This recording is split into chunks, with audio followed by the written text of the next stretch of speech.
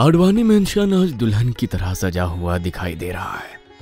परिवार के छोटे बेटे विराज की सगाई का कार्यक्रम आज रिया के साथ होना तय हुआ है। विराज की मां सुनीता पलके बिछाकर अपने होने वाली छोटी बहू रिया और उसके परिवार का इंतजार कर रही थी। तभी 8-10 बड़ी बड़ी महंगी गाड़ियां बंगले के सामने आकर रुकती हैं और उसी के साथ चारों ओर खुशी की लहर दौड़ जाती है। सुनीता आरती का थाल लेकर दरवाजे तक आती है और फिर रिया की आरती उतारने के बाद नजर का एक टीका उसके माथे पर लगाकर बड़े प्यार से वो उसे घर के अंदर ले जाती है। मेहंदी लगे हाथ, खूबसूरत लंबे बाल और चमचमाते हीरो का हार पहनी वो रिया किसी अप्सरा से खूबसूरत नजर आ रही थी। कुछ ही देर में सगाई का कार्यक्रम शुरू हो जाता है और इसी के साथ विराज और रिया एक दूसरे को अंगूठी पहना देते हैं। रिंग सेरेमनी के बाद घर पर आए सभी मेहमान पार्टी में बिजी हो गए थे। कुछ देर के लिए रेवती और राजू भी भूल गए थे कि उनकी बेटी साक्षी की मानसिक हालत ठीक नहीं है। विराज, मुझे बाथरूम जाना है। Oh yes, straight then first left. तुम अकेले मैनेज कर लोगी ना? Of course. रिया वॉशरूम की ओर जाने लगती है। तभी बाथरूम के बाहर उसे साक्षी खड़ी हुई नजर आती है। हे साक्षी, कहाँ थे आप बेबी? आपको भी बाथरूम जाना है क्या? ये कैसी गंदी सी डॉल से खेल रहे हो आप? मैं अभी फ्रेश होकर आती हूँ, फिर आपके लिए बहुत सारे गिफ्ट्स लाई हूँ, वो दिखाती हूँ। ओके? इस वॉशरूम में पानी नहीं है, आपको ऊपर जाना पड़ेगा। अरे लेकिन रिया कुछ कह पाती उससे पहले साक्षी वहाँ से हटकर एक दीवार की ओट में छिप जाती है। चलो ऊपर ही चले जाते हैं। जैसे ही ऊपर जाने के लिए रिया सीढ़ियां चढ़ना शुरू करती है, साक्षी दीवार के पास खड़े हुए अजीब तरह से मुस्कुराने लगती है। रिया ऊपर जाकर देखती है एक बड़ा सा वॉशरूम था जिसमें बाथरूम के अलावा ड्रेसिंग रूम भी अटैच था, जहां फ्रेश होने के बाद कपड़े बदलने और तैयार होने के लिए भी स्पेस था। रिया तुरंत जाकर पहले वॉशरूम यूज करती है, उसके बाद वो हाथ धोने के लिए आईने के सामने खड़ी हो जाती है। अचानक उसकी नज़र आईने की ओर जाती है जिसमें उसे अपना खूबसूरत चेहरा नजर आता था। देखते ही देखते रिया को अपने पीछे एक काली परछाई नजर आती है जो आकर उसके अक्स में समा जाती है। रिया घबराकर मुड़कर देखती है तो उसे पीछे कुछ नजर नहीं आता। वो वापस आईने में देखती है तो उसे आईने में दिख रहा अपना अक्स धीरे धीरे बदलता हुआ नजर आने लगता है। उसकी आंखें लाल हो जाती है और चेहरे पर दरारें पड़ने लगती हैं।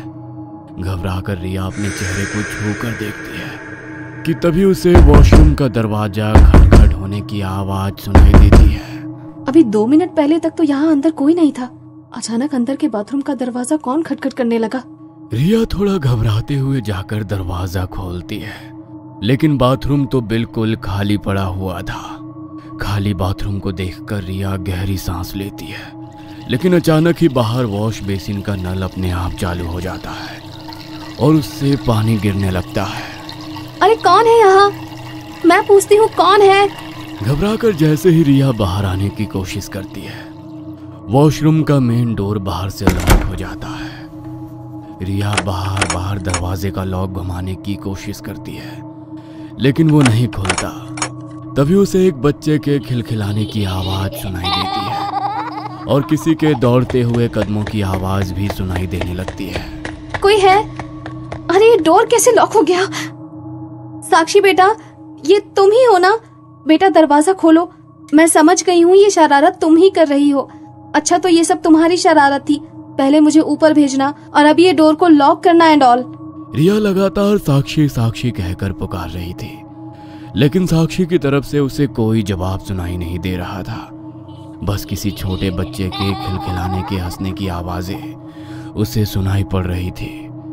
डर से रिया चिल्लाने लगती है और रिया के चिल्लाते ही दरवाजा अनलॉक हो जाता है और वो दरवाजा खोलकर बाहर निकल आती है।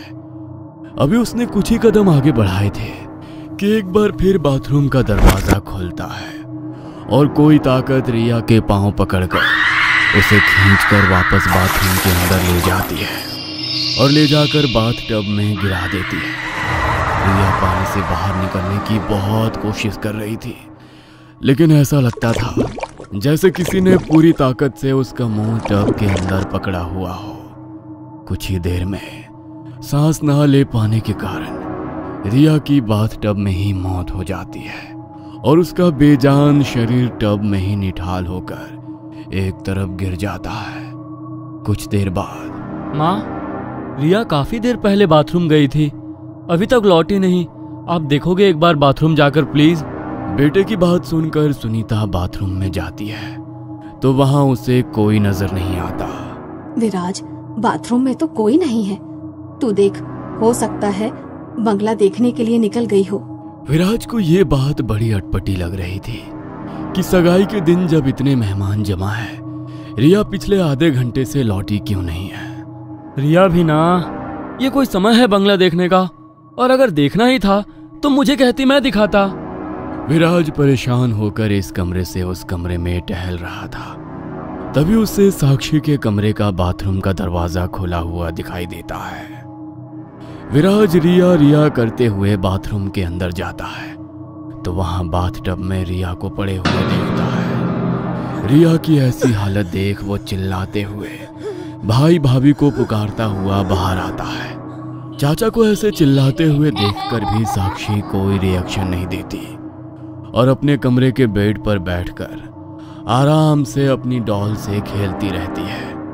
विराज को पागलों की तरह रोते चिल्लाते सुन रेवती, राज और कई सारे लोग वहां जमा हो जाते हैं। रिया की इस तरह अजीबोगरीब हालत में मौत हो जाने से पूरे बंगले में कोहराम मच गया था।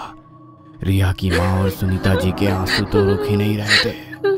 वहीं अपनी डॉल के साथ खेलती साक्षी उसे देखकर जोर जोर से खिलखिलाकर हंस रही थी। साक्षी बेटा, रिया को बाथरूम में जाते हुए देखा था तुमने? क्या हुआ था यहाँ? बोलो ना बेटा, ऐसे कैसे अचानक वो बाथरूम में डूब गई? रिया मदद के लिए चिल्लाई होगी, तुम्हें आवाज नहीं आई? बाथ टब में डूबकर कोई कैसे मर सकता है? मर गई बेचारी। सगाई के दिन हुए रिया की मौत और उसके बाद साक्षी का ये व्यवहार सुनीता, रेवती, राज और विराज सभी को भीतर तक हिला गया था। बाकी के मेहमान भी अब तो साक्षी के बारे में अजीब अजीब सी बातें करने लगे थे, जिससे पूरा परिवार बहुत डिस्टर्ब हो गया था। कुछ देर बाद साक्षी के डॉक्टर का राज के पास फोन आता है। सब ठीक है ना मिस्टर राज? साक्षी में कुछ इम्प्रूवमेंट समझ में आ रहा है? आपको याद है ना, कल उसको सेशन के लिए लेकर आना है। डॉक्टर, एक बहुत बुरी खबर है, एक और मौत हो गई है और इस बार भी साक्षी का बिहेवियर बहुत ही सस्पिशियस था। मेरे भाई की मंगेतर उसकी सगाई के दिन ही साक्षी के बाथटब में मरी हुई मिली है। साक्षी वहीं कमरे में बैठकर जोर जोर से हंस रही थी, जैसे उसे कोई फर्क ही नहीं पड़ता हो। डॉक्टर प्लीज कुछ करिए। राज ने डॉक्टर को पूरी घटना के बारे में बता दिया था। मिस्टर राज, मैं भी थोड़ा कंफ्यूज हूँ, मुझे कुछ स्टडी करनी है, उसके बाद मैं आपको फोन करता हूँ। राज की बातें सुनने के बाद डॉक्टर बहुत बेचैनी महसूस कर रहा था। साक्षी से बात करते समय डॉक्टर ने जितने भी नोट्स तैयार किए थे वो सभी को एक बार फिर से स्टडी करने लगता है। कुछ देर पहले क्या जरूरत है बेटा मकान शिफ्ट करने की? अच्छा खासा बंगला है हमारा, नई जगह पर जाओ तो एडजस्ट होने में कितनी दिक्कतें होती हैं। अरे माँ, ये बंगला है और अभी हम जहाँ शिफ्ट हो रहे हैं ना वो मेंशन है। आपके इस बंगले से बहुत बड़ा है और खूबसूरत भी। हाँ, बस शहर से थोड़ा दूर है, लेकिन अपने पास गाड़ियाँ हैं, ड्राइवर है, नौकर चाकर है, दिक्कत की कोई बात नहीं है, सब मैनेज हो जाएगा। इतना वेल मेंटेन्ड मेंशन हमें सही दामों में मिल रहा है और आप हो कि अपने बंगले का मोह छोड़ने के लिए तैयार ही नहीं हो। राज जो मिस्टर आडवाणी का बड़ा बेटा था, परिवार के अधिकतर खास निर्णय वही लिया करता था। राज और रेवती ने शहर के बाहरी इलाके में बनाए खूबसूरत मेंशन अपने लिए पसंद कर लिया था और आज वे लोग अपने नए घर में शिफ्ट होने जा रहे थे। साक्षी को अपना ये नया बंगला बहुत अच्छा लग रहा था। वो दौड़कर सभी कमरों में जाकर उसे देख रही थी। राज, काफी देर हो गई, साक्षी कहीं नजर नहीं आ रही, आपने देखा क्या उसे? अरे क्यों चिंता करती हो, बाहर गार्ड बैठे हुए हैं, घर से बाहर नहीं गई होगी, अंदर बंगले में ही कहीं होगी, चलो देखते हैं। राज और रेवती मिलकर साक्षी को ढूंढने लगते हैं। काफी देर तक ढूंढने के बाद एक अंधेरे कमरे में उन्हें साक्षी बैठी हुई नजर आती है। अरे साक्षी, यहाँ क्या कर रही हो तुम? इतना बड़ा बंगला छोड़कर ये अंधेरे कमरे में क्यों बैठ गई हो? चलो इधर आओ। राम सिंह, इस कमरे में अंधेरा क्यों है? गुस्से में रेवती की आवाज सुनकर राम सिंह दौड़ते हुए वहां आता है। मैडम, पता नहीं इस कमरे में क्या प्रॉब्लम है, कई बार बल्ब बदल दिया लेकिन बार बार खराब हो जाता है। आप लोग चलिए, मैं चेंज करके आता हूँ।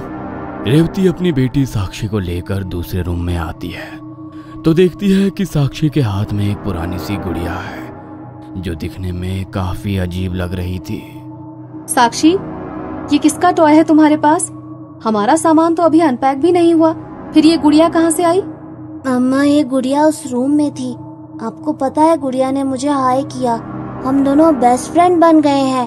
आप पूछ रही थी ना मैं उस रूम में बैठकर क्या कर रही थी? मैं अपनी नई फ्रेंड के साथ खेल रही थी। हम दोनों ने ढेर सारी बातें की और हमें बहुत मजा भी आया। मैंने डॉल को प्रॉमिस किया है, अब हम दोनों हमेशा साथ साथ रहेंगे। राम सिंह, बोला था ना तुमसे कि घर में जो भी सामान हो सब उठाकर बाहर फेंकवा देना। हमें कोई पुराना सामान घर में नहीं दिखना चाहिए। फिर ये डॉल कैसे रह गई? पता नहीं साहब, मैंने तो पूरा बंगला चमका दिया था, एक भी चीज नहीं बची थी। कैसे आई, कहां से आई, नहीं कह सकता। सब के सब कामचोर हो गए हो। डॉल क्या खुद से चलकर आई होगी यहाँ? कोई काम सही से नहीं होता। लाओ साक्षी, इधर दो वो डॉल। आपके लिए पापा बाजार से नया और बहुत अच्छा डॉल लाकर देंगे। लाओ।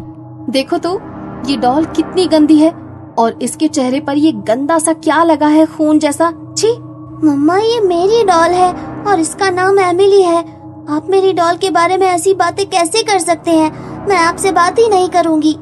इतना कहकर साक्षी डॉल लेकर अपने रूम में चली जाती है। देख रही हो रेवती, ये कैसे बात कर रही है? मैंने इसे बोला कि डॉल को उठाकर घर से बाहर फेंको और ये उसे लेकर अपने कमरे में चली गई। अरे जाने दो ना, बच्ची है। जब रात को सो जाएगी तब हटा देना। सोने के बाद बच्चे सब भूल जाते हैं। उसे कौन सा याद रहने वाला है कि यहाँ बंगले में उसे क्या मिला था। साक्षी वाकई मम्मी पापा से नाराज थी। डिनर करने के लिए भी वो अपने कमरे से बाहर नहीं आई थी। साक्षी बेटा, ऐसे कोई मम्मी पापा से नाराज होते हैं? आपने आज खाना भी नहीं खाया। अच्छा आओ, दादी अपनी गोदी में बिठाकर प्यार से खिलाएगी। नहीं दादी, मुझे खाना नहीं खाना। आपने देखा ना मम्मी पापा ने कैसे इंसल्ट की मेरे फ्रेंड की। ये तो गलत बात है ना। मम्मी पापा को सॉरी बोलना पड़ेगा। जिद नहीं करते ना बेटा, मम्मी पापा बड़े हैं, उनके बारे में ऐसी बातें नहीं करते। चलो जल्दी से खाने के लिए डाइनिंग टेबल पर आओ। दादी आप भी जाओ, मुझे आपसे भी बात नहीं करनी। आप सब लोग एक जैसे हो। अरे बेटा, ये कैसे बात कर रही हो तुम? देखा माँ आपने, जब से इस लड़की ने उस डॉल को लिया है कुछ अजीब बिहेव नहीं कर रही है। ये इतनी बदतमीजी से तो कभी बात नहीं करती। इसे हुआ क्या है? उस डॉल के लिए ऐसे पागल हो रही है जैसे आज से पहले इसने कोई खिलौना देखा ही नहीं है। अब उसकी डॉल से हम माफी मांगेंगे? रेवती, खत्म करो इस बात को और देखो, कोई जरूरत नहीं है ज्यादा साक्षी के पीछे पीछे जाने की। ज्यादा लाड़ प्यार से भी बच्चे बिगड़ते हैं, इस बात का ख्याल रखना।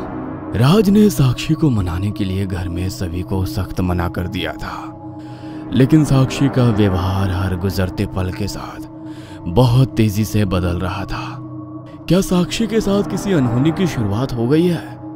आखिर किसकी है ये डॉल और साक्षी के पास कैसे आई?